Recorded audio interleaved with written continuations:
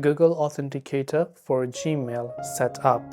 Now, setting up Google Authenticator for Gmail means setting up for the whole Google services and not just Gmail. For example, just launch the Gmail application, tap your profile icon from the top right hand side and go to Manage your Google account. From here, select the option Sign In and Security from the very top of the screen, and you'll find again various options. You can go to this one that says two-step verifications and just tap on it. From two-step verifications, you should be able to see again various different type of options. Also use your biometric if you are prompted to do so. After you use your biometric details and sign in, on the next page these are the two-step verification that you can add.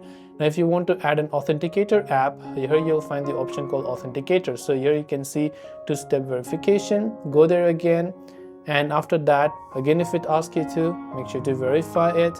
And once you've turned on two-factor authentication, and when you come to two-factor authentication now, you'll find the option called Authenticator that says add an Authenticator app. So if you want to, you can tap on it and set up your Authenticator like this for your Google account, and you can simply scan this particular QR code over here.